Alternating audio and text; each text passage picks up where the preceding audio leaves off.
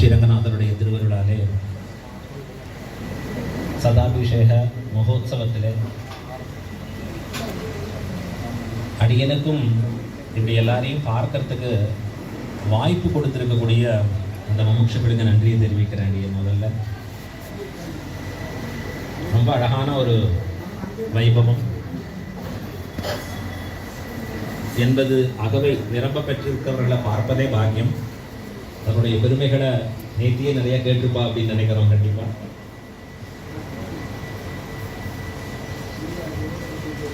இன்றைய தினம் அந்த கோஷ்டியில இன்னும் எம்பெருமான் தரத்திலே ஓரடி எடுத்து வைத்து முன்னேற வேணும் அப்படிங்கிற ஆசையோட கூடியிருக்கக்கூடிய முமுட்சுப்படி இந்த கிரந்தத்திலே மூழ்கி இருக்கக்கூடிய முத்துக்கள்னு சொல்றதா இல்லை மாணிக்கங்கள்னு சொல்றதா, அப்படிப்பட்ட அற்புதமான ஆத்மாக்களை நேரில் ஒரு தடவை பார்க்கணும்.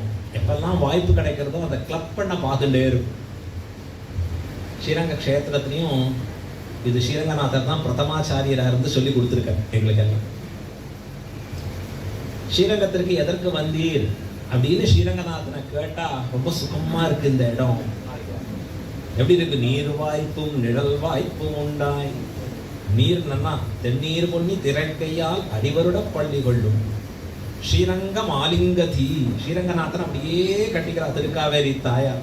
2 பக்கமும் அற்புதமா, எப்பொழுதும் எந்த இடத்துல பார்த்தாலும் அது குயில் கூவும் பொழில் சூழ் திருவரங்கம், குளிர் பொழில் சூழ் திருவரங்கம், அத்த பக்தர் சுத்தி வாழும் அந்த நீர் அரங்கம். அப்படி இருக்கு அந்த ஸ்ரீரங்க க்ஷேத்திரம். யாருக்கு தான் அதுல ஆசை வராது? ஸ்ரீரங்கநாதனுக்கே ஆசை வந்ததுன்னா இங்கதான்ப்பா இருக்கணும். என்ன ஆச்சரியம் அந்த இடத்துல. அழ்வார் சொன்னார், வைகுண்ட மாதிரியே அமைச்சிருக்கிறேன் ஸ்ரீரங்க க்ஷேத்திரத்தை. இருக்கிறதுலயே உத்தமோத்தமமான க்ஷேத்திரம் ஸ்ரீரங்கம் தான். உலகத்துல நீங்க வேற எங்கேயும் பார்க்க முடியாது. லிவிங், அதாவது இன்றும் உயிரோடு இருக்கிற ஒரு உத்தமோத்தமமான, உத்தமம், உத்தம மத்தியமம், உத்தம அதமம், அது மாதிரி மத்தியம உத்தமம், மத்தியம மத்தியமம், மத்திய அதமம், அதம உத்தமம், அதம மத்தியமம், அதம அதமம்னு இந்த மாதிரி ஒரு 9 கேட்டகரி இருக்கு. இதுல உத்தமோத்தமம் என்று சொல்லக்கூடிய கேட்டகரி ஸ்ரீரங்கம் மட்டும்தான். உலகத்துல வேற எந்த திவ்யதேசமும் கிடையாது. சப்த பிராகார மத்தியே சரசிஜ முகுளோத் பாஷமானே விமானே காவேரி மத்திய தேசே. ஸ்ரீரங்கத்துல ரங்கநாதனை படிக்கிறதுன்னா அதுவே ஒரு பெரிய வித்யைன்னு சொல்றான். ஸ்ரீரங்கத்தினுடைய விமானத்தை பத்தி நாம் ஒரு ஞானம் கெட்டுட்டோம்னு சொன்னா அது ஸ்ரீரங்க பிரம்ம வித்யைன்னு சொல்றான். 32 வித்தியைகளை கொண்டாடுற அற்புதமா சாஸ்திரங்கள்ல. ஸ்ரீரங்கநாதனுடைய மூலஸ்தானத்துல விமானத்தோடு கூடியிருக்கிற அந்த அழகு, அதுல இருக்கக்கூடிய எம்பெருமானின் மேன்மைகள், அதுல இருந்து நடக்கக்கூடிய சிருஷ்டி ஸ்திதி லயங்கள், இதெல்லாம் அறியறதே பெரிய வித்தியம். இது எங்க சொல்றது? ஸ்ரீரங்க மகாத்மியத்துல பிரம்மாண்ட புராணத்திலையும் சொல்றது, காருட புராணத்திலையும் இதன் பெருமைகள் காட்டப்படுகிறது. அப்படிப்பட்ட ஒரு பாக்கியம் மிக்க ஸ்தலம் ஸ்ரீரங்கமாகிற திவ்ய தேசம். அழகம் ஆத்தியம் ரங்கமிதி புரோக்தம் விமானம் ரங்க சங்கீதம் என்று அதை வர்ணிக்கிறார். அழகா காண்பிக்கிற விமானம் பிரணவாகாரம் வேதஸ்ருங்கம் மகாத்புதம் ஸ்ரீரங்கசாயி பகவான் பிரணவார்த்த பிரகாசகா. பிரணவார்த்தத்தை வெளியிட்டு கொண்டு எழுந்துள்ளி இருக்கிறான் ஸ்ரீரங்கநாதன். வேதத்துல பகவத்கீதையில எம்பெருமான் தெரிவிக்கிறான், எந்த ஒரு காரியம் பண்றச்சேயும் வேதம் ஓதுகிறச்சேயும் முதல்ல ஓம்னு சொல்லி தொடங்கணும், முடியறச்சேயும் ஓம்ங்கிற பிரணவத்தை சொல்லி முடிக்கணும் அப்படின்னு சொல்லணும். இன்னும் ரிஷிகள் சொல்றா அரிஹின்னு சொல்லணும், முடியறச்சே அரிஹி. ஆகையால தான் ஆரம்பிக்கிறச்சே அரிஹி ஓம். இன்னைக்கு ஏதோ பாரத தேசத்துல ஏதோ வேதம் படிச்சவா தமிழ்நாடுன்னு நினைச்சா ஆல் ஓவர் த வேர்ல்டு ஓம்ங்கிற ஆரம்பிச்சுட்டாங்க எல்லாரும். சாண்ட் அதுதான் சொல்லணும். யோகா பண்றச்சே அப்படி சொல்லியானு எங்க எந்த மூலையில அவனுக்கு அதுன்னா என்னன்னு தெரியுமா? அதனுடைய மேன்மையை தானே அறிபவர்களா அப்படின்னா தெரியாது. ஆனா இன்னைக்கு உலகம் முழுக்க அது சொல்லும்படியா இருக்கு. அதனுடைய ரீங்காரத்தாலே விளைகிற ஏற்றம் என்ன அப்படின்னு உலகம் கொண்டாடுறது. அந்த பிரணவத்தின் பொருளாக இருக்கிறான் எம்பெருமான்.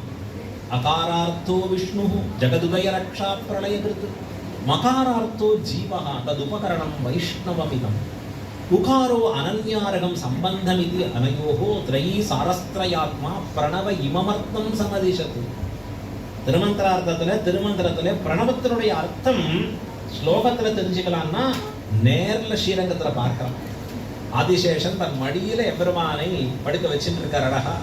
அதன் மேல ஸ்ரீரங்கநாதன் பள்ளி கொண்டு இருக்கிறார். அவர் எப்படி இருப்பார்னா சென்றால் குடையாம். ஆதிசேஷன் வெறும படுக்கையா மட்டும் இருக்காருன்னு இல்லை. ஸ்ரீரங்கத்துல புறப்பாடப்ப பார்த்தேன்னா மணியக்காரர் முதலியாண்டான் ஸ்தானம். அவர் அங்கேருந்து அழைச்சின்னு வரணும்.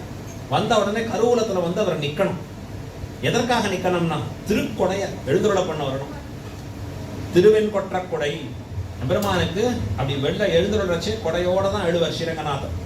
அந்த இன்னும் பக்கத்துல இருந்து அனுபவிக்கிறவாளுக்கு தெரியும். அந்த கொடையை திருப்பி திருப்பி ஜல் ஜல்னு வரக்கூடிய சத்தம் அற்புதமா கேட்க இன்னும் ரீங்காரமாக. அவர் வெயிட் பண்ணணும். வந்த உடனே அந்த பட்டையை தட்டின்னு அந்த திருக்கொடைய வெண்கொற்ற கொடை எழுந்துருள பண்ணிட்டு வரணும் அழகா. அங்கேருந்து வந்த உடனே அந்த பட்டையை தட்டி நேர்னார் சாட்சாத் ஆதிசேஷன். அங்க அற்புதமா ஏன் ஆதிசேஷனின் பெருமைனா எப்படி எம்பெருமானுக்கு கைங்கரியம் பண்ணணும், அவனுக்கு வகுத்த அடிமைகளை எப்படி ஒருவன் செய்ய வேணும் அப்படிங்கிறத காண்பிச்சு கொடுக்கிறான் ஆதிசேஷன். சென்றால் குடையாம், இருந்தால் சிங்காசனமாம். பெருமான் அமர்ந்தா அப்படி சிங்காசனமா இருப்பார். அவர் புறப்பட்டார்னு சொன்னா தான் ஒரு குடையாக நிற்கிறார் அழகா. அது மட்டும் இல்லை, அந்த ஆதிசேஷன் எம்பெருமான் எப்படியெல்லாம் படுத்துக்கணும்னா படுக்கையா இருக்கும். அப்ப அடிமை செய்கிறவன் எப்படி இருக்கணும்னா பகவானுக்கு எப்படியெல்லாம் வேண்டி இருக்கிறதோ அப்படியெல்லாம் மாறும்படியாக இருக்க வேண்டும். அதுதான் அடிமை செய்பவருடைய தன்னேற்றம். இதை அழகா ஒரு அவதாரத்தின் மூலமாகவே காண்பித்தார். தான் லக்ஷ்மணனாக திருவவதாரம் பண்ணி அகம் சர்வம் கரிஷ்யாமி ஜாகிரதா ஸ்வபதஸ்சதே, தேவரீருக்கு எல்லாவித அடிமைகளையும் அடியேன் செய்வேன். எப்படி பெருமாளுக்கு அப்பதான் கல்யாணம் ஆயிருக்கோ லக்ஷ்மணனுக்கும் அப்பதான் கல்யாணம் ஆயிருக்கு. லக்ஷ்மணனுடைய தாயாரும் எப்படி மற்ற தாயார்களை போல ஒரு பிள்ளையை பெற்றெடுத்து அவனோடையே இருக்கணும்னு ஆசைப்பட்டு இருப்பாளோ அவளும் கூட அப்படிதான் ஆசைப்பட்டு இருப்பான் சுமித்ரை. ஆனா அவள் சொல்றா லக்ஷ்மணனை பார்த்து, சிருஷ்டஸ்துவம் வனவாசாய, நீ வனவாசத்திற்காகவே படைக்கப்பட்டா லக்ஷ்மணா, உனக்கு அங்கதான் ஸ்தானம். யார் சொல்றா? ஒரு பெற்ற தாய் சொல்லக்கூடிய வார்த்தை. ஸ்ரீராமாயணம் வெறும் கதையா சொல்லக்கூடிய விஷயம் இல்லை, நமக்கு வாழ்க்கைக்கு வழிகாட்டக்கூடிய விஷயம். அதனாலதான் ஆழ்வார் சொன்னார், கற்பார் ராமபிரானை அல்லால் மற்றும் கற்பரோ. ஆழ்வாருக்கு தெரியாதா கற்பார் MBBS அல்லால் மற்றும் கற்பரோ சொல்லக்கூடாதா? ஆழ்வாருக்கு ஐயோ நீட்டு ரீநீட்டுலாம் கஷ்டம் இருக்கும், அதனால தோணி இருக்கும் போல் இருக்கு அப்படின்னா அதுல கற்பதற்கு ஒன்றும் இல்லைன்னு அர்த்தம். MBBSஓ MDஓ இல்ல CAஓ இன்னொன்னோ இத்தனை லௌகீகமான படிப்புகளோ அது உடல் அளவில் இருக்கக்கூடியதோட முடியல.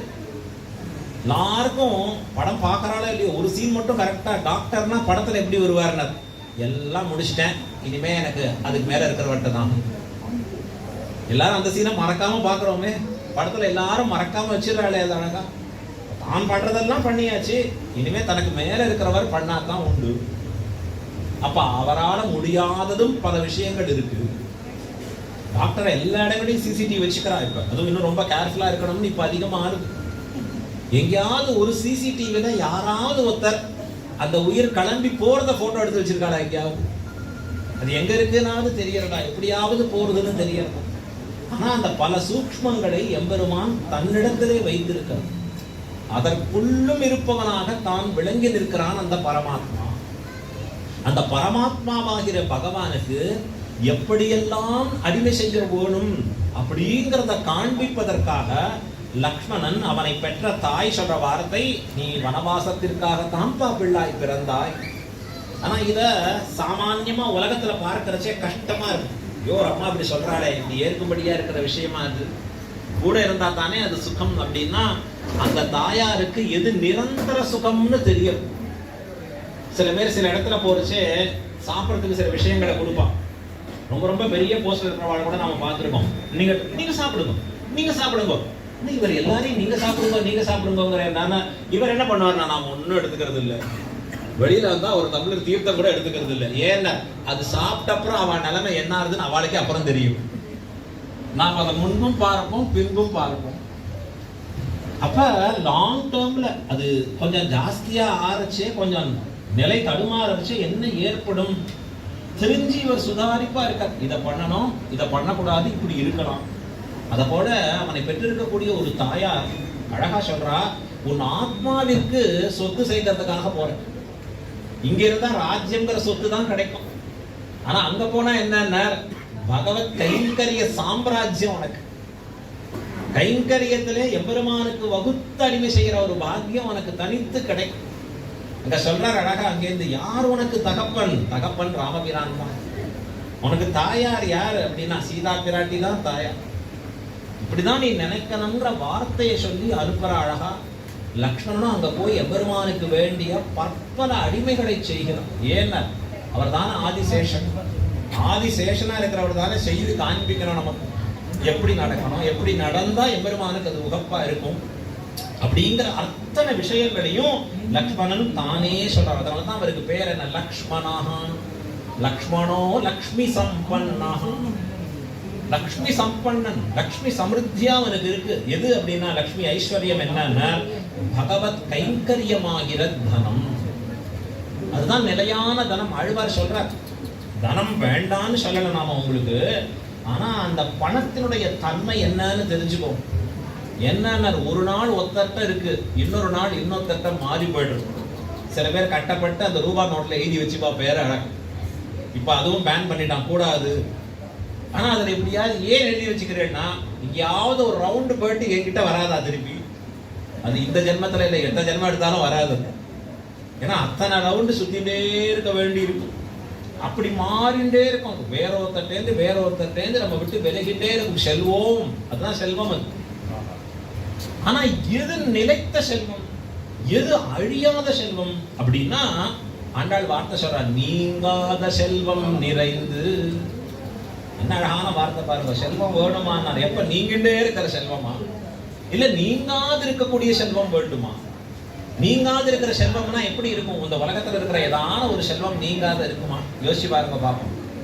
உடலோட இருக்கிற எல்லா வஸ்துக்களும் பிராகிருத வஸ்துக்களே.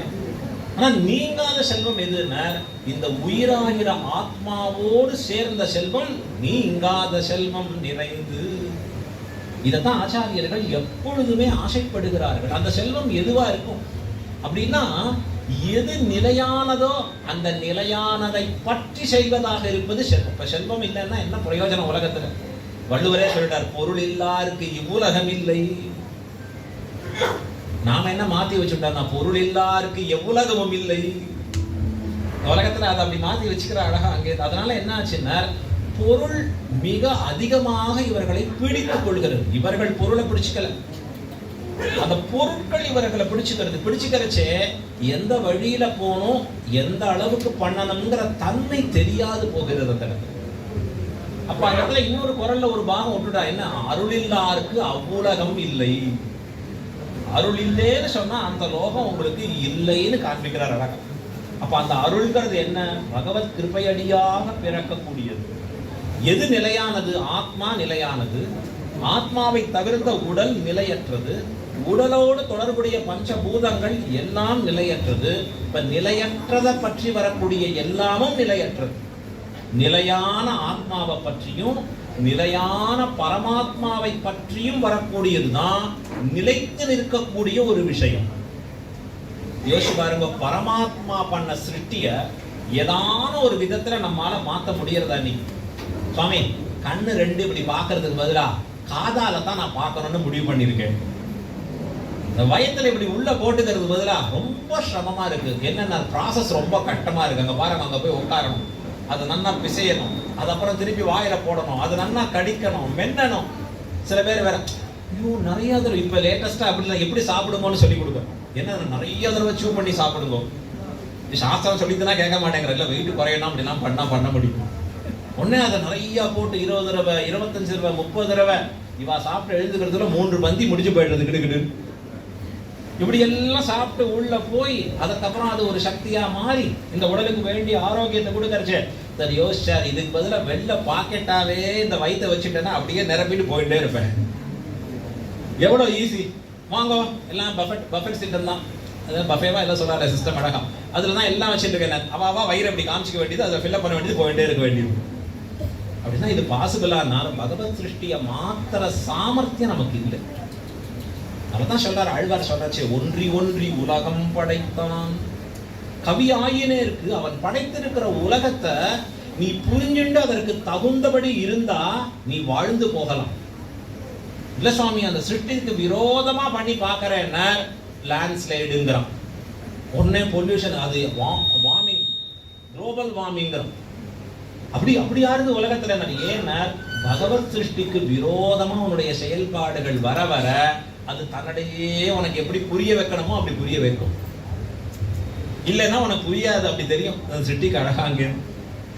இப்ப இது அத்தனையும் எம்பெருமான் ஏற்படுத்தினது எதனால அப்படின்னா, இந்த பிராகிருதமான வஸ்துக்களுக்கு நடுவுல, அழியக்கூடிய பொருள்களுக்கு நடுவுல அழியாத ஒன்றை நீ தேட வேண்டும், நிலையான ஒன்றை நாம் பற்றி கொள்ள வேண்டும், உயர்ந்த ஒன்றை பிடித்துக் கொண்டு நாம் சத்கதியை அடைய வேண்டும்ங்கிறது தான் எம்பெருமானுடைய திருவுள்ளம். ஸ்ரீரங்கத்துல ஸ்ரீரங்கநாதர் எத்தனை ஆண்டு காலமா படுத்துட்டு இருக்காருன்னா, எங்க கிருதயுகம் தொடங்கி திரேதாயுகத்திலேருந்து ஆரம்பிச்சு எம்பெருமான் சயனிச்சுட்டு இருக்காரு. இங்க அழகா ஸ்ரீராமாயணத்திலேருந்து அங்க அதாவது இங்க ஸ்ரீரங்கத்துல சொல்றோம், ஆனா அதற்கு முன்பு பார்த்தா அவர் பிரம்ம சத்தியலோகத்துல பிரம்மா இருக்கிற லோகத்திலேருந்து ஆரம்பிச்சு எப்ப ஆதி காலத்திலேருந்து தொடங்கி சயனிச்சுட்டு இருக்க. ஸ்ரீரங்கத்துல விபீஷணனாலே பிரதிஷ்டை பண்ணப்பட்ட பெருமான் கிரீடம் ஸ்ரீரங்கேஷ இதுகு. அவர் சயனத்திலேயே நமக்கு ஒண்ணு உணர்த்துற. என்ன உணர்த்துறார் அப்படின்னா, என்னுடைய முடிய பாருங்கோங்கிறான் ஸ்ரீரங்கநாதன். என்னன்னா, நான் தான் பெரியவன், பரமாத்மா, விதீஷா தீஷத்வாது கடதைதி சம்ஸ்பிருஷ்ய வததி. விதி என்றால் பிரம்மா, ஈசன் என்றால் சிவன். இவ்விருவருக்கும் தலைவன் நான் தன்னுடைய கிரீடத்தை காண்பிக்கிறான் எம்பெருமான். பரமபுருஷன் நான். வேதம் சொல்றது அவன் எப்படிப்பட்ட பரமபுருஷன். ஏ போகவை நாராயண ஆசி, உயர்வர உயர் நலம் உடையவன் அப்படின்னு ஆழ்வார் பல இடங்கள்ல அந்த எம்பெருமானுடைய பெருமைகளை சொல்றார் அழகா. அந்த எம்பெருமான் தன்னுடைய பெருமையை தானே காட்டுறான். இங்க பாரு, பரமாத்மா.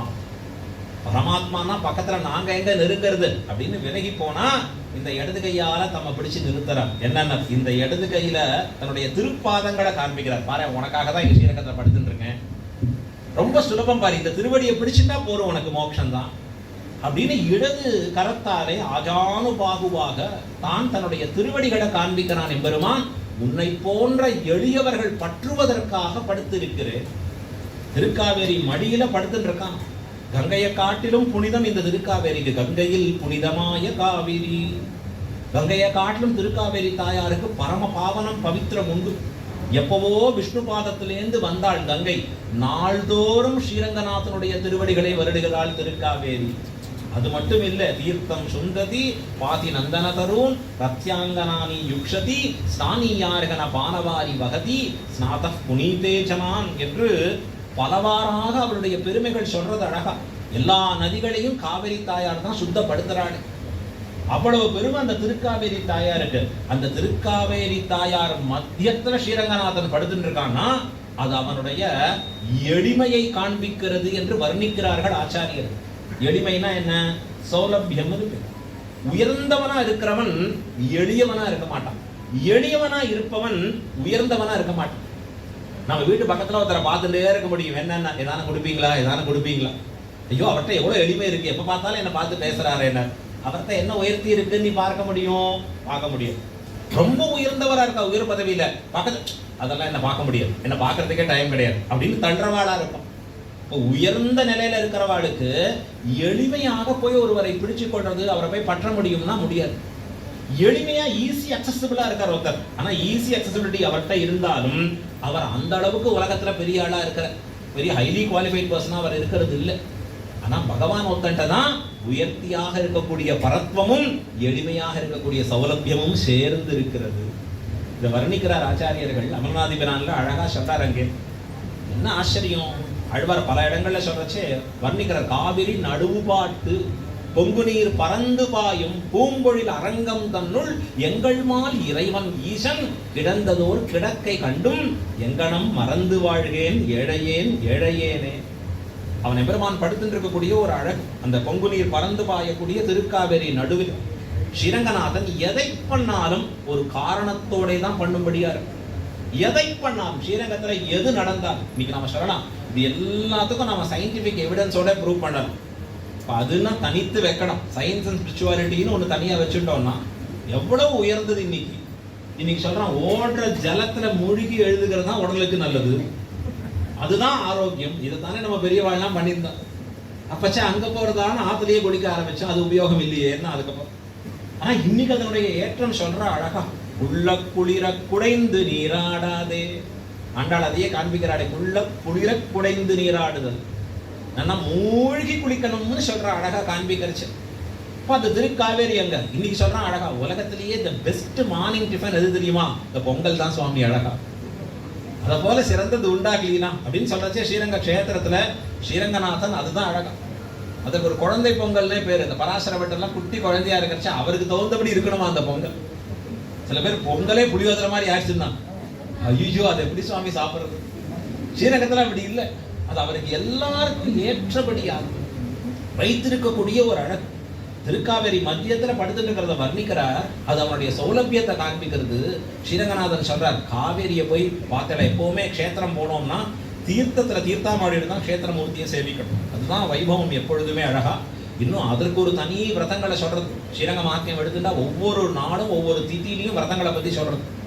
ஸ்ரீரங்கத்துல முக்கியமா ஏகாதசி விரதம் இருந்து துவாதசி அன்னைக்கு திருக்காவேரி உள்பட சந்திரபுஷ்கரணியோட கூடியிருக்கிற ஒரு 8 தீர்த்தங்கள்ல நாம் தீர்த்தம் ஆடிட்டு போனான்னா அதை போல ஒரு உயர்ந்தது கிடைக்கவே கிடைக்காது. எல்லாவித ஆசைகளும் நிறைவேறும், மோட்சத்தோட சேர்த்து சொல்லணும் அப்படின்னு காண்பிக்கிறார். நம்முடைய அந்த ஸ்ரீரங்க மகாத்மியத்தை காண்பிக்கிறச்சே உலக பலன்கள் நிறைய கிடைக்கும்னு காட்டப்படுறது. இப்போ அந்த விடியற் காத்தால துவாதசியில போய் அவன் போய் மூழ்கிட்டு வரணும் அழகா. அந்த காலகாலத்தால அந்த திருக்காவேரியில எழுந்து தீர்த்தம் ஆட்டு வரணும். இப்ப கேட்கிறார், எப்படி இருக்கு திருக்காவேரி? திருக்காவேரியில என்ன பார்த்தீர்னா, அங்க ஸ்ரீரங்கநாதனுக்கு தீர்த்தம் எடுத்துட்டு போறா, பிராமணோத்தமர்கள் தான் தீர்த்தம் ஆடுறா, மற்றவர்களும் குடிக்கிறா, சில பேர் அங்கதான் துணியை வந்து துவைக்கிறா. நிறைய நாய்கள் ஸ்ரீரங்கத்துல எங்க வரும், தாகம் எடுத்தா காவேரிக்கு ஓடி வந்து தன்னுடைய நாக்க தொங்க போட்டு பருகிட்டு போயிடும். அவர் சொல்றார், பிராமணோத்தமன் தொடங்கி ஒரு நாய் பரியந்தம் காவேரியில ஜலத்தை எடுத்துக்கிறதா? ஆமா, அத போல ஸ்ரீரங்கத்துல என்னை எல்லாரும் வந்து அனுபவிக்க வாருங்கோள். அப்படிதான் பொதுவா இருக்கேங்கிறார் ஸ்ரீரங்கநாதன். எல்லாருக்கும் காமனா இருக்கு, யார் வேணா என்னை பற்றும்படியாக இருக்கலாம். அதற்காகத்தான் ஸ்ரீரங்க கஷேத்திரத்திலேயே பள்ளி கொண்டு இருக்கிறேன் அப்படின்னு ஸ்ரீரங்கநாதன் காண்பிச்சு கொடுக்கிறார் அழகா.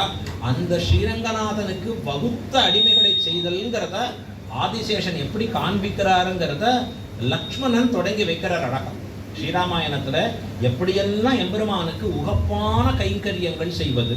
இந்த கைங்கரியங்கள் பண்றச்சே பல சமயங்கள் எப்படி இருக்கும்னா, ரொம்ப ரெகுலரா ஆயிடுச்சுன்னா, ஒரு விஷயத்தை ரெகுலரா பண்றதுன்னா, முதல்ல வரச்சே கல்யாணமான புதுசுல பால் காஃபி கொண்டு வான்னா அடியே நிந்தாங்கோ, அப்புறம் 2 நாள் கழிச்சு இந்தாங்கோ இந்தாங்கோ, அதுக்கப்புறம் இந்தாங்கோ, அப்புறம் இன்னொரு தடவை வரச்சே அங்க இருக்கு பாருங்கோ. இது என்ன ஆகும்னா, கொஞ்சம் காலம் அப்படி மாற மாற மாற ரெகுலரா பண்ற விஷயம் தானே, அது என்ன பெருசா கொடுக்கணுமா? ஆனா கைங்கரியத்துல எப்படி இருக்கணும்னா, ரெகுலரா பண்றச்சே கூட உனக்கு அது பிடிச்சிருக்குன்னு பண்ணக்கூடாதான், அந்த கைங்கரியத்தை ஏத்துக்கிற எம்பெருமானுக்கு பிடிச்சிருக்குன்னு பண்ணணும். அதுதான் அந்த கைங்கரியத்தில் இருக்கிற முக்கியமான ஒரு நிலை. அதைத்தான் நம்முடைய ஆச்சாரியர்கள் ரொம்ப அற்புதமா கொண்டாடும். கைங்கரியம் பண்ணணுங்கிற ஆசை எல்லாருக்கும் இருக்கலாம், அது சேஷத்தோடு சேர்ந்தது. பகவானுக்கு எப்பொழுதும் அடிமை பண்ணணும், தொண்டு பண்ணணும். தொண்டரோமாய் உயலல்லால் இல்லை கண்டீர் துணையே, ஆழ்வார் சொல்றார் அழகா. தொண்டரோமாய் உயலல்லால் என்ன பிரயோஜனம்? தன் பெயரையே வச்சுட்டார், தொண்டர் அடி பொடி ஆழ்வா. என்ன ஆச்சரியம் பாருங்க, என்ன ஒரு திருநாமம், இப்படி யாராவது ஷூட்டிங் முடியுமா?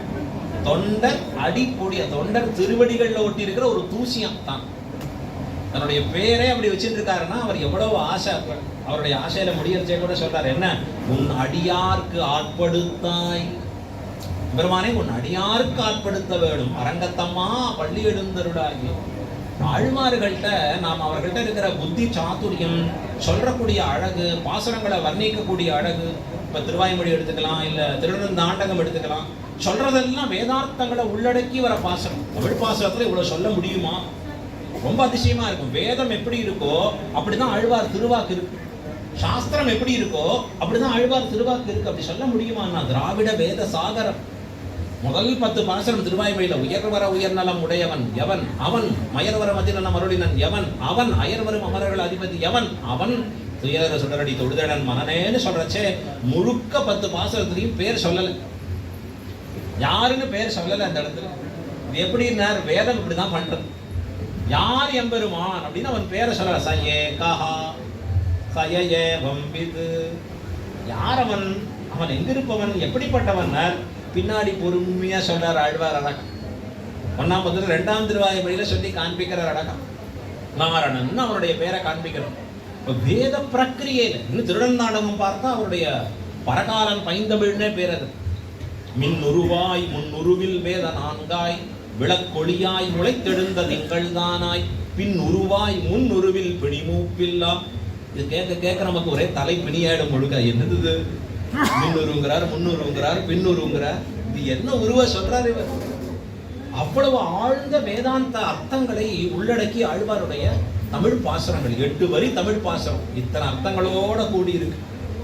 வேதாந்த தாத்பரியம் இவ்வளவு சாமர்த்தியம் இருக்கு.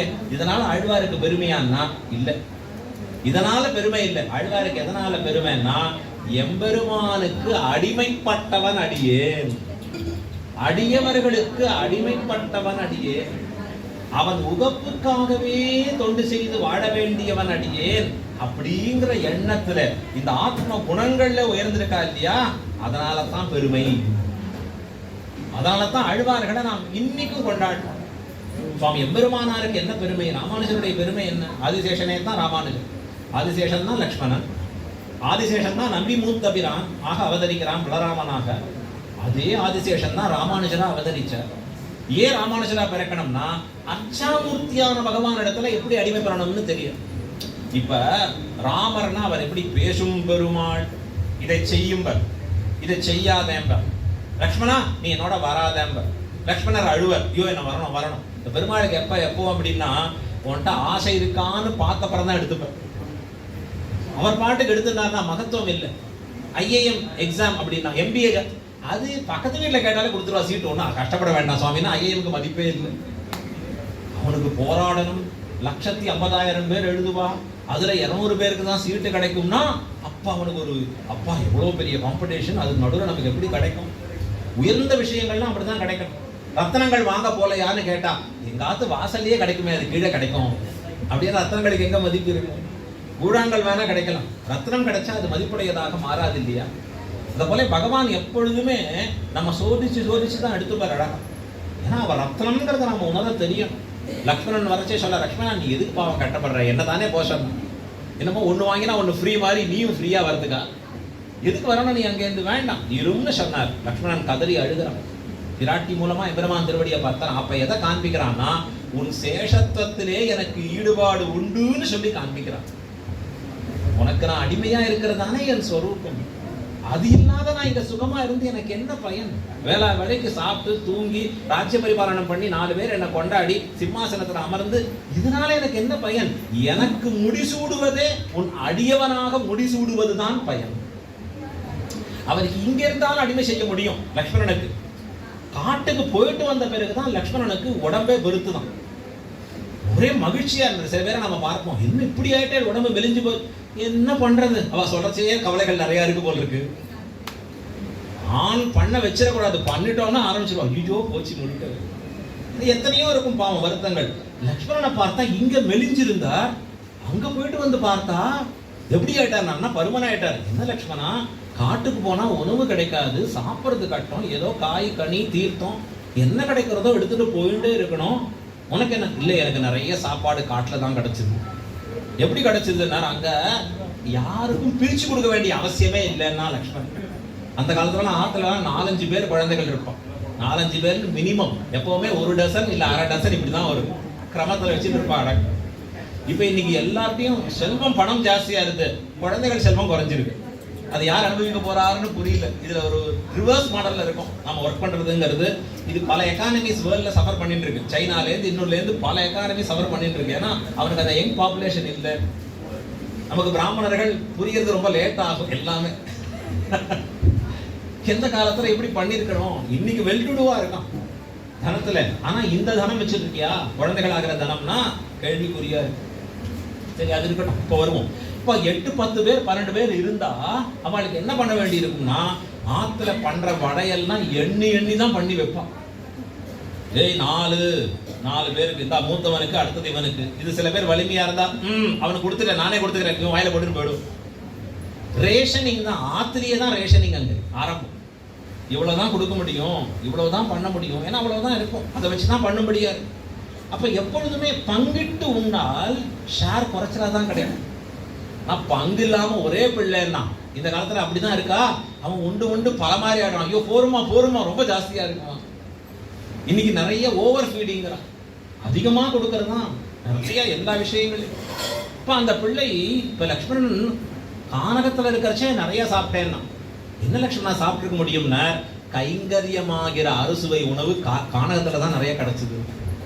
இங்க அரண்மனையில இருக்கிறச்சே என்னோட நிறைய பேர் போட்டி போடுவான். நான் எங்க அண்ணாக்கு பண்ணணும்னு ஆசைப்பட்டு வருவேன், எடுத்துன்னு வருவேன் வஸ்திரங்கள் எல்லாம். அதுக்குள்ள 10 பேர் லைன்ல நிற்பான், இந்தாங்க வஸ்திரங்கள் சுவாமி.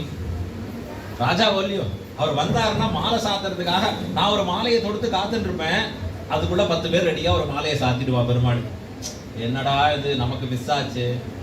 ஸ்ரீரங்கத்துல ஒரு அடிக்கு ஒரு அடி தோல் கொடுக்கணும், அங்க டக்குன்னு தோல் மாத்துறதுன்னு விட்டு போச்சுன்னா அவ்வளவுதான் போச்சு. அது மறுபடியும் இன்னும் ரொம்ப தூரம் தள்ளி வரும். அவள் அந்த கிடைக்கணும்னு பாரிச்சுட்டே இருப்பாங்க. அது போல லக்ஷ்மணன் பார்த்தா அரண்மனையில இருக்கிறச்சே எனக்கு ஷேர் கிடைக்கிறதுன்னு கஷ்டமா இருந்தது. கானகம் போயிட்டேன்னா எல்லா ஷேரும் எனக்கு தான். பெருமாளை திருப்பள்ளி எழுச்சி பாடுறதுலேருந்து ஆரம்பிச்சு, அவருக்கு வேண்டிய அடிமைகளை செய்வதிலேருந்து ஆரம்பிச்சு, அவருக்கு வேண்டிய உணவுகளை தயார் பண்ணி கொடுப்பதிலேருந்து ஆரம்பிச்சு, அவருடைய திருப்பாதங்களை பிடிச்சு விடுறதுலேருந்து ஆரம்பிச்சு எல்லா கைகறியும் யாரு கிடைக்கிறதுனா என் ஒருத்தருக்கு. மீண்டும் காட்டுக்கு போயிட்டு அரண்மனைக்குள்ள நுழைஞ்சாரோ இல்லையோ வாடி போயிட்டாரு இவர் லக்ஷ்மணன். என்ன ஐயோ மறுபடியும் ஷேர் வந்துடுத்து. எல்லாரும் கைங்கரியம் பண்ண ஆரம்பிச்சாரு. அகம் சர்வம் கரிஷ்யாமி. என்ன அந்த லக்ஷ்மணன் நான் எல்லாவற்றையும் பண்ணுகிறேன். அப்ப அந்த கைங்கரியம் பண்றச்சே இவன் எப்படி பண்ண வேணும் என்றால் பகவானுக்கு உகப்பாக மாத்திக்கணும். எனக்கு பிடிச்சிருக்கு, என்னால இப்படிதான் பண்ண முடியும், தொடர்ந்து இதையே பண்ணிட்டு இருக்கேன், எனக்கு கொஞ்சம் போரா இருக்கு, வேற தானே புதுசா சொல்லும் அப்படிலாம் இருக்கக்கூடாது. கைங்கரியபரன் எப்படி இருக்கணும், அன்னைக்குதான் புதுசா பண்றான், அன்னைக்குதான் புதுசா பிறந்திருக்கான், அன்னைக்குதான் ஒரு விஷயத்த பண்ண போறான்னா எவ்வளவு ஆனந்தமா பண்ணுவானோ. 100 ஜென்மாக்கள் ஆனாலும் அந்த கைங்கரியத்துல அதே இன்ட்ரெஸ்ட் இருக்கும். சரி இதாவது வளர்த்துடலாம், இதாவது வந்துடலாம்.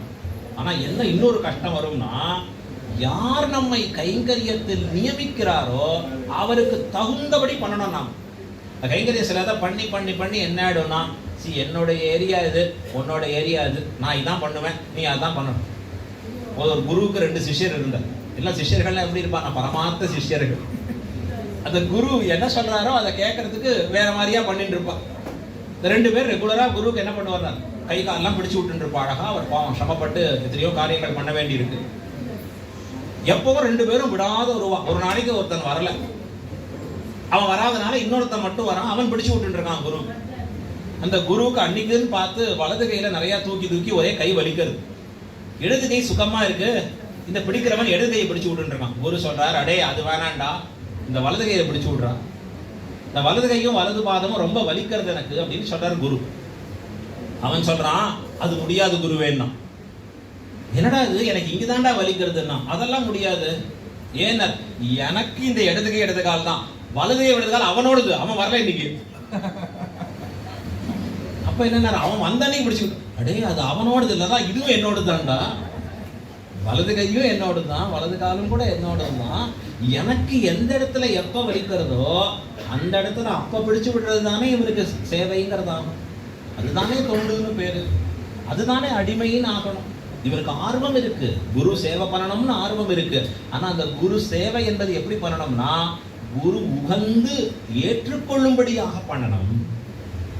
அந்த குரு உகந்து ஏற்றுக்கொள்ளுகிற பொழுது அது எனக்கு சமமாகவும் இருக்கலாம், எனக்கு முடியாததாகவும் இருக்கலாம், நான் ஏற்றுக்கொள்ள மறுப்பதாகவும் இருக்கலாம்.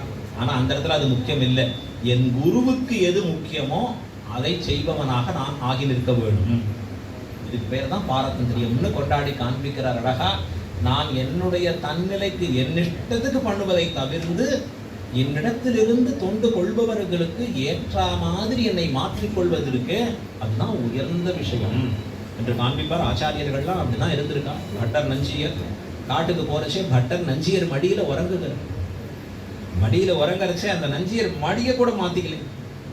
அதனால என் ஆச்சாரியர் தூக்கம் கட்டுடுவேன்.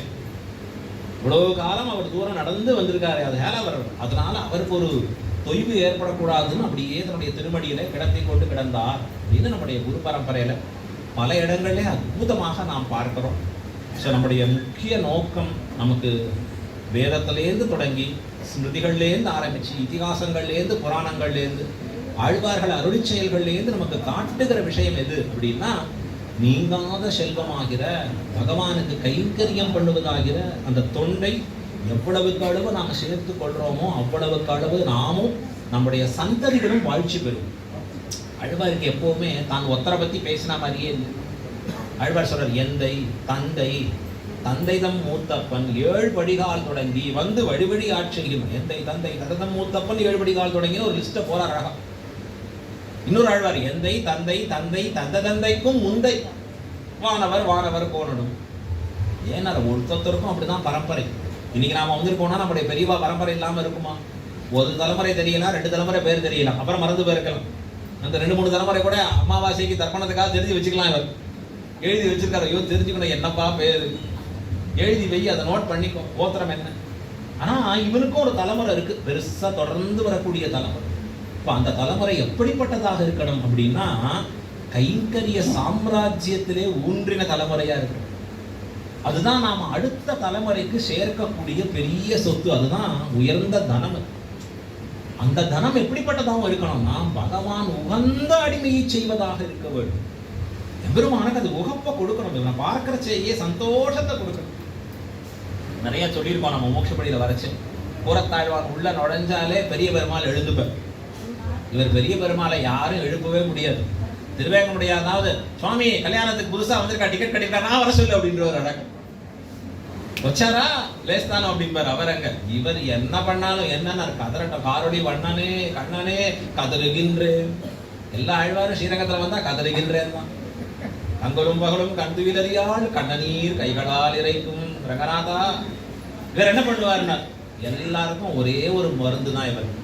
யார் வந்தாலும் ஸ்ரீரங்கநாதத்தை திருப்பி போறச்சே சிரிச்சுட்டே போவா. ஏன்னா அந்த சிரிப்புங்கிற மருந்தை கொடுத்துருவார். யார் வந்தாலும் மந்தஸ்மிதேன அப்படி புன்சிரிப்பை மட்டும் காட்டிடுவார் ஸ்ரீரங்கநாதர் அழகா. ஆனா அந்த ஸ்ரீரங்கநாதரை மயக்கினவர் யாருன்னா புறத்தாழ்வான். சுவாமி ராமானுஜர் கூட சொல்ல முடியாது. ஏன்னா ஆழ்வானுடைய உயர்ந்த குணங்கள், அந்த குணபூர்த்தி மூலஸ்தானத்தில் அப்படி வந்து நின்னாருன்னா, பெரிய பெருமாள் திருவாக்கு சொல்லுவார், ஆழ்வான் ஒன்று சொல்வாய் போல் இருந்தாயி. நம்மள வியாக்கியானங்கள்ல, பெரியவாச்சான் பிள்ளை வியாக்கியானங்கள்ல மாறாத இந்த பதம் இருக்கும். எல்லா இடத்துலையும் புறத்தாழ்வான் எங்க வருதோ அங்கெல்லாம் இந்த பதம் இருக்கும். இது ரொம்ப ஆச்சரியமா இருக்கும் நமக்கு. இது இப்படி இப்படி மாறாத வருதுன்னா, புறத்தாழ்வான்னாலே பெரிய பெருமாள் பேச ஆரம்பிடுவார். கேட்பாரு, என்ன ஆழ்வான் ஏதோ சொல்லணும்னு நினைக்கிறீரே, ஏதாவது சொல்லணுமா, என்ன பேசணும், இவர் எதான பேசக்கூடாதானா? ஒன்றும் பேசுறதுக்கு ஒன்றும் இல்லையே, எல்லாம் நிறைய அனுகிரகம் பண்ணிட்டீரு, நீர் நமக்கு பண்ணாததா எல்லாம் பண்ணிட்டீரு. ஆனா அந்த கூரத்தாழ்வானிடத்திலே பேசணும்னு எம்பெருமான் ஆசைப்பட்டார்னா, உயர்ந்த சொத்தை சேர்த்து வைத்தார் கூரத்தாழ்வான். அல்பமான சொத்தை உதறினார். கூரத்துல விட்டு ஓடி வந்தார். அங்க ஸ்ரீரங்க கஷேத்திரத்திலே ஆச்சாரியனிடத்திலே, தன்னுடைய ஸ்ரீரங்கநாதனிடத்திலே எப்பொழுதும் நித்திய கைங்கரியத்திலே இருக்க வேணும். பொன்வட்டில் தன்னை வீசி எறிந்தவர்னு சொல்றோம் வாழி திருநாமத்துல சொல்றச்சு. இந்த வட்டிலா முக்கியம், நமக்கு எம்பெருமானுடைய கைங்கரியம் முக்கியம் அப்படின்னு வந்து சேர்ந்தார். அத ஸ்ரீரங்கநாதன் இன்னைக்கு எங்க வம்சத்தையும் அப்படி ரெகக்னைஸ் பண்றார். அழகம் யாராலன்னா கூரத்தாழ்வானால். கூரத்தாழ்வான் பண்ண கைங்கரியம் ஒரு 1000 வருஷம் ஆச்சு முன்னாடி. இன்னைக்கு கூப்பிட்டு வச்சு அருளப்பாடு பராசரப்பட்டார். ஏன் சொல்லணும்? ஏன் அவர் கூரத்துல இப்ப யோசிச்சு பாருங்க, கூரத்துல இருக்கிற சொத்து ரொம்ப முக்கியமான சொத்து, நிறைய இருக்கு, விட்டுடக்கூடாது. நான் இதை அடுத்த தலைமுறை கரெக்டா பாஸ் ஆன் பண்ணணும்னா, இன்னைக்கு யாராவது கூரத்தாழ்வான்னு பேரை சொல்லிட்டு இருப்போமா? எங்கேயாவது காலக்ஷேப பக்திகள்ல அவருடைய பேர் வருமா? எத்தனை பேர் செல்வம் படைத்தவர்கள் ஒரு 1000 வருஷத்துல வந்துட்டு போயிருப்பாங்க. ஒரு லிஸ்ட்டை பாருங்க. இப்ப பாரத தேசத்துல சொல்ற அழகா லிஸ்ட், ஸ்டார்ட் அப்பா ஆரம்பிச்சு பெரிய பில்லியனரா நிறைய ஆரம்பிச்சவா பண்ணவா அப்படின்னா நிறைய பேர் பணம் சம்பாதித்தவா, அதுக்கெல்லாம் ஒரு பேர் சொல்லி வைக்கிற அழகா. இவ்வளவு பேரு அவ கண்ணு முன்னாடியே வளர்ந்ததையும் பார்க்கிறோம், கண்ணு முன்னாடியோ எங்க போனானுங்கிறதையும் தெரியாததையும் பார்க்கிறோம். தனத்தால மட்டும் சேர்க்கறச்சே. ஆனா அந்த கூரத்தாழ்வான் அந்த தனத்தை மட்டும் தான் வைத்துக்கொண்டு இதுதான் எல்லாம்னு வாழாத தனம் ஸ்ரீரங்கநாதன்னு ஓடி வந்து ஸ்ரீரங்கத்துல ஸ்ரீரங்கநாதருக்கு ஆச்சாரியன் சொல்லுகிற கைங்கரியம் தனம்னு சேர்த்து வைக்கிறச்சே 1000 வருஷம் கழிச்சு அந்த தலைமுறை எங்களுக்கும் அந்த தனம் விடாத இருந்துட்டு இருக்காடா. எவ்வளவு பெரிய பாக்கியம்! இதற்கு மேல ஒரு பிரத்யட்சமான உதாரணமே வேண்டாம். ஆழ்வானுடைய உயர்த்தி என்ன, பெரிய பெருமாளின் உயர்த்தி என்ன, என்னுடைய தாழ்த்தி என்ன. ஆனா இன்னைக்கும் பராசர பட்டர்ல 35வது வம்சம்னு பக்கத்துல வச்சு ஸ்ரீரங்கநாதன் கைங்கரியம் கொடுக்கறான்னா என்னிடத்துல இருக்கிற தனத்திற்கு காரணம் இல்ல, எங்க கூறத்தாழ்வான் சேர்த்து வைத்த தனம் அது. அதுதான் எப்பொழுதுமே எம்பெருமானுக்கு உகப்பானதாக செய்யக்கூடிய கைங்கரியங்கள். இதையே தான் கீதையில சொல்றார் திருப்பி திருப்பி. எம்பெருமான் 17வது அத்தியாயத்துல உபன்யாசம் பண்ணா கடைசியா அதுல பிரிச்சு சொல்றார். யஜ்யம் என்ன, யாகம் என்ன, தானம் என்ன, தபஸ் என்ன, ஆகாரம் என்னன்னா எல்லாம் தமஸ், அதாவது சத்வ ரஜஸ் தமஸோடு 3ஓடு கூடி இருக்கிறது. சத்வகுணமா பண்ணக்கூடியது இருக்கு யஜ்யம், சத்வகுணத்தோடு பண்ற தபஸ் இருக்கு, சத்வகுணத்தோடு பண்ணக்கூடிய தானம் இருக்கு, சத்வகுணத்தோடு பண்ணக்கூடியதாக இருக்கக்கூடிய இவனுடைய ஒவ்வொரு செயலும் தர்மங்கள் இருக்கு. அதே ரஜோகுணத்தோடு பண்றதும் இருக்கு, தமோகுணத்தோடும் பண்றதும் இருக்கு. இப்ப சத்வகுணத்தோடு ஒருத்தன் பண்றான்னா எப்படி பண்ணுவான்னா எந்த பலத்திலையும் ஆசை இல்லை, அப்படின்னா மோட்சமே பலமாக எம்பெருமானுக்கு இது ஆனந்தத்தை கொடுக்கிறது, செய்ய வேண்டியது என் கர்த்தவியம் அப்படிங்கிற நோக்கோடு மட்டுமே பண்ணுகிறானே அதுதான் உயர்ந்ததுங்கிறான் கீதையில எம்பெருமான். இதைத்தான் நம் ஆச்சாரியர்கள் கைங்கரியம் கைங்கரியம்னு பேர் சொல்லி வச்சு எம்பெருமானிடத்துல ஆசையோட. இப்போ ஒருத்தருக்கு ஒண்ணு கொடுக்குறோம், அது அழகா சொல்றான், தானம் கொடுக்கறச்சே கூட இந்த தானம் யாருக்கு கொடுக்குறான்னா, நீ எனக்கு உதவி பண்ணுவியா? இன்னைக்கு CSRன்னு ஒண்ணு கொண்டு வந்துட்டான் கம்பெனிகள். என்ன பண்றானா, என் கம்பெனி ப்ராடக்ட் வாங்கினா உனக்கு கொடுக்குறேன் ஃபண்டிங். இது எப்படி இருக்குன்னா அதுலேருந்து எனக்கு என்ன பெனிஃபிட்? ஆனா இங்க சாஸ்திரம் எப்படி சொல்றது, எப்படிப்பட்டதாக இருக்கணும்னு சொல்றது அப்படின்னா, ஒரு விஷயத்தை நீ தானம் கொடுக்கறச்சு உனக்கு முன்பின் தெரியாதவனா இருக்கணும், அவன் உனக்கு உதவி செய்யாதவனா இருக்கணும், அவன் நாளைக்கு வேறொன்னு உனக்கு பண்ணாதவனா இருக்கணும். அப்படிப்பட்டவனுக்கு நீ கொடுக்க போறியா? இதுக்கு பேர் தான் என்ன, கைங்கரியம். பலத்துல ஆசை இல்லாம கொடுக்கணும், எம்பெருமானுக்கு உகப்பானதுனாலே கொடுக்கணும். அப்படிதான் திருவாடிபுரத்தன்னைக்கு ஒவ்வொரு முமுட்சுகளும் அற்புதமா பண்ணியிருக்காளா. அதுதான் பகவத் கைங்கரியம். இது கொடுத்தனால எனக்கு ஏதான பயன் உண்டா, எனக்கு ஒரு பேரு கிடைச்சதா, இல்ல போட்டோ மட்டும் எடுத்துட்டோம், நீங்க கொடுக்கறத நான் பார்க்கணுமே, வேற வழி இல்லாம போட்டோ எடுத்ததான பார்க்க முடியும், ஆகையால எடுக்க சொல்றோம். இப்ப இப்படிப்பட்ட கைங்கரியங்கள் இன்னும் உயர உயர உயர ரொம்ப அற்புதமாக நமக்கு எம்பெருமானிடத்துல இருக்கிற நெருக்கம் உண்டாகி இருக்கு. நமக்கு மட்டும் இல்ல, நம் தலைமுறைக்கும் சேர்க்கக்கூடிய தனம் அது. அடுத்த தலைமுறைக்கு நாம் சேர்க்கக்கூடிய எந்த தனமும் எப்படியும் உபயோகமாகும்னு சொல்ல முடியாது. ஆனா பகவத் கைங்கரியமாகிற தனம் அடுத்த தலைமுறைக்கு மிகப்பெரிய ஒரு உபகாரத்தை பண்ணியிருக்கும். இது இன்னைக்கு காலத்தினுடைய கட்டாயமாக இருக்கக்கூடியது. வாக்கால பண்ணலாம் கைங்கரியம், நம்முடைய மனசால பண்ணலாம், உடலால செய்யக்கூடியது இருக்கலாம். இந்த காலத்துல உடலால செய்யக்கூடியது ரொம்ப முக்கியம்.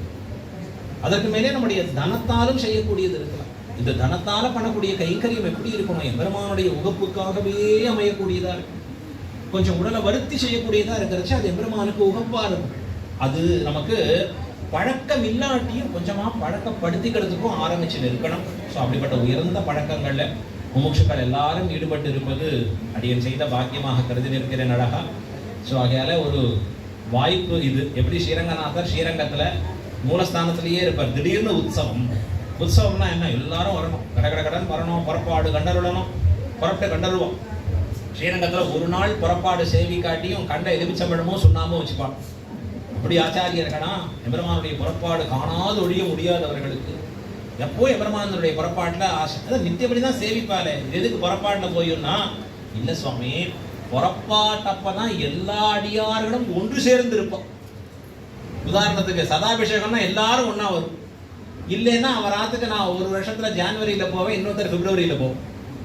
ஆனா ஒரு ஃபங்க்ஷன் இருக்கிறச்சே எல்லாரும் சேர்ந்து வருகிறா போல எம்பெருமான் திருநாள் என்று பெயரிட்டு புறப்பட்டருளி, திருநாள்னு பெயரிட்டு எம்பெருமான் புறப்பட்டருளி அபாங்க வீக்ஷணந்தாலே அனன்ய பிரயோஜனரான தர்மச்சாரிகளை தன்யராக்கி நமக்கு தான் கிருப பண்றான் எம்பெருமான். லோச்சனா சர்ச்சா சாகசா சகமாய். உன் திருமேனி எப்படி இருக்கு, புஷ்பஹாச சுகுமாரமான திருமேனி. இப்படி புஷ்பம் பார்த்தாலே வாடிடுங்கிற மாதிரி, தொட்டா வாடிடும். அந்த திருமேனியை வச்சு நடந்து வராது பெருமாள். ஏன்னா எல்லாருக்கும் தன்னுடைய குளிர்ந்த பார்வையை கொடுக்கணும், கடாட்சிக்க வேணும் இவர்களை எல்லாம் அப்படிங்கிற ஒரு ஆசையோட உற்சவம் என்று புறப்பட்டு வருகிறான் அழகா. இந்த உற்சவத்துல பலவிதமான நன்மைகள், எல்லாரையும் ஒன்று சேர்ந்து பார்ப்பது, எல்லாருக்கும் கைங்கரியம் கொடுத்து நிற்பது, வர முடியாதவர்களுக்கும் போய் தான் அனுகிரகம் பண்ணுவது, இப்படி எல்லாம் சேர்ந்து ஒரு இடத்துல அமையறா போல அடியனுக்கும் ஃபங்க்ஷனுக்கு வருவது, முமுட்சுக்களை எல்லாம் பார்ப்பது அழகா. ஸோ தெரிஞ்ச விஷயத்த உங்களோட பகிர்ந்து கொள்வது, இப்படி எல்லாமே சேர்ந்து ஒரு பாக்கியம் ஸ்ரீரங்கநாதர் தான் குருவாக இருந்து கற்றுக் கொடுத்துருக்கார் அழகா அங்கேருந்து. ஸோ இந்த வாய்ப்பை நமக்கு உண்டாக்கி கொடுத்திருக்கக்கூடிய முமுட்சுக்களுக்கு பல்லாண்டு பாடுறோம். சதாபிஷேகத்தினுடைய இன்றைய தினம் ஹீரோ அண்ட் ஹீரோயின்னு சொல்லணும். அழகா அழகா யுவா அகுமாரகா, அவர் 2 பேரையும் பார்க்கறச்சே அப்படிதான் தெரிகிறது அழகா. ரொம்ப ஆக்டிவாக இருக்கான். ஆக்சுவலாக ஃபங்க்ஷனில் இருந்தால் டயர்ட் ஆகிடுவான்னு இருக்கணும், அப்படி தெரியல அழகா. இன்னும் அடுத்த 2 ஃபங்க்ஷனுக்கு ரெடியாக இருப்பா போட்டிருக்கு அற்புதமாக. ஸோ இதே போல கைங்கரியங்களையும் அவர்கள் மேலே இன்னும் கிளரோடைய இளமையோடு இருந்து கொண்டு கைங்கரியஸ்ரீயை நன்றாக வளர்த்து கொண்டு வரும்படியாகவும் ஸ்ரீரங்கநாச்சியார் ஸ்ரீரங்கநாதருடைய திருவடிகளில் அவர்களுடைய சந்ததிகளும் இதே மாதிரி பகவத் பாகவத ஆச்சாரிய கைங்கரியமே பொதுபோக்காக இருக்கக்கூடிய குடும்பம் அழகா. இந்த குழந்தைகள் 2 பேரையும் பார்க்கறச்சே ஆச்சரியமாக இருக்கும் ஜம்மன். ஸோ இப்படி இன்னும் ஒவ்வொருத்தரும், ஸோ அவருடைய பொண்ணு உள்பட அழகா நல்ல சம்பிரதாயத்துக்கு உண்டான அற்புதமான கைங்கரியங்களையும் ஈடுபட்டு வரக்கூடியவளாக நம்ம பார்க்குறோம். ஸோ இன்னும் ஒவ்வொருவரும் இப்படி நல்ல அழகான ஒரு குடும்பமாக வளர்ந்து வரச்சே வா பேரன் நாங்கள் அமெரிக்காவில் எங்கேயோ இருக்கும், ஆனால் திருமன்காப்பட்டுன்னு வரும்படியா அழகாக இங்கே உட்கார்ந்துட்டு குழந்தைகள் ஒவ்வொன்றும் சின்ன குழந்தைகளுக்கு இப்படி கொடுத்தால்தான் தனம். அப்படிதான் நம்ம உருவாக்க வேண்டிய ஒரு நிலை நமக்கு இன்னைக்கு இருக்கு. அதை எப்படி நம்ம புரிஞ்சுட்டு செயல்பட போறோம்னா நமக்கு என்ன வேணும் அப்படின்னா சொல்லி கொடுக்குற அளவுக்கு நமக்கு எப்படி சொல்லி கொடுத்தா அது பிரயோஜனம்ங்கிற ஒரு இன்டெலிஜென்ஸ் வேர்டு. எனக்கு விஷயம் தெரிஞ்சிருக்குன்னு மட்டும் போறாது. உங்களுக்கு தான் படிச்சிருக்கேன், வாங்க மைக்கை கொடுங்கன்னா முதல் தடவை மைக்கு கொடுத்தா அப்படியே மைக்கு தான் உதறிண்டே இருக்கு. ஆனால் அது எப்படி சொல்லணும்னு ப்ராக்டிஸ் பண்ணிக்கணும். அதை போல குழந்தைகளுக்கு அற்புதமாக சொல்லிக் கொடுத்து அவர்களும் இந்த கைங்கதேசி ஆகிற தனத்தை பெற்று இருவரும்படியாக ஸ்ரீரங்கநாச்சியார் ஸ்ரீரங்கநாதர் திருவடிகளில் பிரார்த்திக்கிறோம். முமுட்சுகள் எல்லாருடைய திருவடிகள்லேயும் நாம் விடாத இந்த பிரார்த்தனையை செய்து கொண்டு இருக்கிறோம். ரொம்ப ரொம்ப சந்தோஷம். நீங்கள் எல்லாரும் ஒன்று சேர்ந்து இன்றைய தினம் எத்தனை காரியங்கள் இருக்குமோ தெரியாது பாவம். நாளைக்கு ஸ்ரீ ஜெயந்தி, இன்றைக்கு கோகுலாஷ்டமி, 2 எப்பொழுதுமே ஒரு வித்தியாசம் உண்டு அழகா. ஏகாதசிகள்லையும் 2 வித்தியாசம் இருக்கு. சிவைஷ்ணவ ஏகாதசி அப்படின்னு சொல்றது பலமே வித்தியாசம். இப்போ சொன்னேன் நான் மோட்சமே குறிக்கோளாக இருப்பது, அதுதான் அந்த வைஷ்ணவ ஏகாதசியினுடைய தன்னேற்றம். அதை போல ஸ்ரீ ஜெயந்தி அப்படின்னு சொல்றதும் கூட உற்சவங்கள் கொண்டாடினா என்ன பலன்னு சாஸ்திரம் சொல்றோம். ராத்திரி கண் விழிச்சு ஸ்ரீ ஜெயந்தியை கொண்டாடினா. இவர் கிருஷ்ணர் பிறந்தது சிறைச்சாலையில தான், ராமர் பிறந்தது அரண்மனையில. அவருக்கு வெறும் ஒரு ஜலத்துல இதை காட்டி விட்டுறா, வெள்ளத்தை கரைச்சி விட்டா இதுதான் பானகம், ஒரு பரும ஜலத்துல போட்டா இதுதான் நமக்கு. ஆனா ஸ்ரீ ஜெயந்திக்கு பண்றாரு பாருங்க, பக்ஷணம் பண்ணிட்டே இருக்க அழகா. இப்ப மாறி எடுத்து போட்டிருக்கு ஒரு ஆர்டரா எப்படிங்கிறத மாதிரி தெரியல அழகா. அது ரொம்ப சமமா பண்ணுவோம். அதுவும் விறகடுப்பு கரியடுப்புலாம் இருந்தா பெரியவாள்லாம் காலங்காத்தால ஆரம்பிச்சா ஒவ்வொரு நாளும் ஒரு 3 நாள் 4 நாள் 4 மணிக்கு தான் சாப்பிடுவோம். 4 மணி 5 மணிக்கு தான் பிரசாதமே எடுத்துப்பான். அப்படி ஒரு ஸ்ரத்தையோட பண்ணி அந்த ஸ்ரீ ஜெயந்தியை கொண்டாடக்கூடிய அற்புதமான அனுபவம். அதை ஸ்ரீரங்கநாதர் ஒரு உற்சவமாகவே கொண்டாடுறார். ஸ்ரீரங்க க்ஷேத்திரத்தில் நாம தனியா பண்றோமோ இல்லையோ, ஸ்ரீரங்கநாதர் பண்றச்சே கூடவே இருந்தா நாமும் அந்த உற்சவத்தை பண்ணோம் அப்படின்னு ஆகி நிற்கும் அழகா.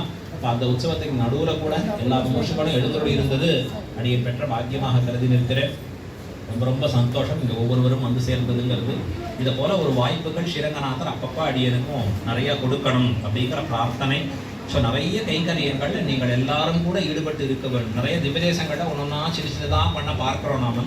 நீங்களும் அதை திவ்யதேச யாத்திரை போயிருக்கோம், அதை திவ்யதேச கைங்கரிய யாத்திரையா போக வைக்கலாம். நம்மளால முடியும். நம்ம உடம்பு நமக்கு சக்தியை கொடுக்கும், நம்ம மனசு நம்மோட கூட துணை நிற்கும். சின்ன முயற்சியை பண்ணி பார்க்கணும். ஒவ்வொரு முமுட்சுமும் தங்களோட மற்றவர்களையும் சேர்த்து கொண்டு கூட எந்தெந்த திவ்யதேசங்களுக்கு தேவை இருக்கிறது. சில திவ்யதேசங்கள் நமக்கு வந்து இங்கே பாப்புலேஷன் ஓவராக இருக்குது, ஏன்னா மெட்ரோபாலிட்டன் சிட்டியாக மாறிடுது. ஆனால் பல திவ்யதேசங்கள் எங்கேயோ உள்ள இருக்குது கிராமங்களில். அப்போ அங்கே நம்முடைய தேவை இருக்கிறச்சே அங்கே ஒரு நாள் மாதத்தில் 2 நாள் அப்படின்னு நம்ம போய் பண்ணுற கைங்கரியம் இந்த எம்பெருமானுக்கு உகப்பான விஷயம். இதில் நாமும் ஈடுபட்டு இருந்து நம் சத்தை பெறுவோம், அந்த கைங்கரிய தனத்தை சேர்த்து வைப்போம் அப்படிங்கிற பிரார்த்தனையோட பூர்த்தி பண்ணுகிறோம். எல்லாருக்கும் ஸ்ரீரங்கநாச்சியார் ஸ்ரீரங்கநாதருடைய இன்னருள் பரிபூர்ணமாக கிட்டும்படியாக பிரார்த்தித்து அமைகிறேன். ஸ்ரீமதே ரம்யஜா மாத்ரு முனீந்திராய மகாத்மனே ஸ்ரீரங்கவாசினே பூயாத் நித்யஸ்ரீர் நித்யமங்கலம். ஸ்ரீ புறத்தாழ்வான் திருவடிகளே சரணம். ஸ்ரீ பராசரபட்டர் திருவடிகளே சரணம். ஆழ்வார் திருவடிகளே சரணம். பெருமானார் திருவடிகளே சரணம். ஜீயர் திருவடிகளே சரணம். ஏதான கொஸ்டின் இருக்கா?